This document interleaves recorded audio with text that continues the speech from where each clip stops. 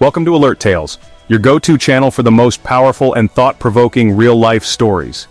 Here, we share experiences that inspire, connect, and get you talking. If you're drawn to stories that move you and keep you hooked, you've found your home. Hit that subscribe button and become part of our growing community for more unforgettable tales you won't want to miss. My sister recently got married. It was a beautiful wedding, but unfortunately there was a shadow over the event, the absence of our brother. We were very close growing up and still are, despite the fact that we all live in different areas now. We were really looking forward to experiencing this wedding together. My brother has 2 young children, 2 years old and 4 months old, with his girlfriend with whom he lives.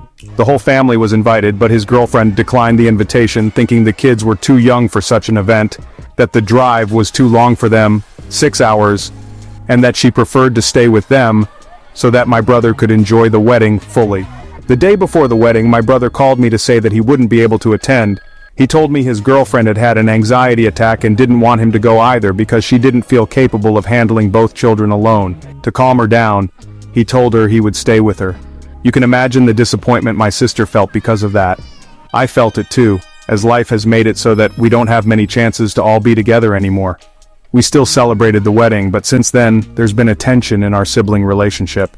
I believe in always supporting your partner in all circumstances, even when it comes to family. But I can't help feeling upset with my brother for not being there for our sister's wedding. I can't help thinking that his girlfriend could have managed the kids for just one night, and I can't help feeling guilty for feeling this way because my brother is a devoted father and partner who truly deserves admiration. Maybe I'm realizing that we're no longer a priority for him, and that makes me sad. Edit. Guys, I want to make it clear that I'm not blaming anyone in this situation, neither my brother, nor his girlfriend, nor anyone else. Our relationship is not damaged by this, and everyone in the family understands the situation. I just wanted to express emotions that I probably shouldn't be feeling to get them off my chest, since that's the purpose of this sub. I was at work today when I received a text from my wife. She was panicking because she realized that the holiday card that we had sent out a week or 2 ago included a photo of my family with everyone giving the middle finger. We take family photos annually, and this year as a goof, I suggested that we all do a hidden middle finger photo including my 2 relatively young kids, pre-teens. I've been very busy at work, so when my wife told me that she designed our holiday card, I gave it a quick glance and said it looks great. It does. But it's been a week or 2 since we sent it out, and just today, she realized that one of the small pictures she chose for the back of the photo was the middle finger photo. It's not blatantly obvious. We have our middle fingers out, but in subtle ways like my hand wrapped around my wife, but my middle finger is extended. Or my son has his middle finger sticking out as though the rest of his fingers are in his pocket. But my wife was mortified. So far, no one has said anything, and I told her to keep it quiet unless it's someone who will get the joke. I also told her that this will be something we laugh about for years to come. But for now, I hope she can get past this little mess up from both of us. I don't even know where to begin with this year. It started with my wife wanting to try an open marriage. This was something she felt she needed to do for her own self-identity and survival. We agreed for her and our marriage to at least give this a shot. Things were hard, there was a lot of fighting and crying as we worked through our emotions, but embarked on that path together. A few months later, she ended up in the ER with severe vaginal bleeding. After 4 hours of no one knowing what was going on, it turned out she was 7 to 9 months pregnant. We were completely blindsided. She has fibromyalgia and was on 2 types of birth control, and even her OB/GYN missed it during multiple appointments. We lost our daughter. She was stillborn. As if that wasn't enough, my wife nearly died from a pulmonary embolism. It took weeks and multiple trips to different doctors, and me expressing my concern to a third, before anyone finally took us seriously and ran the necessary tests. We were just starting to process everything when my company was sold. Now my job, our only source of income, is up in the air. There's been no support from the new management. They keep changing the plan, we've lost benefits, and communication has been non-existent.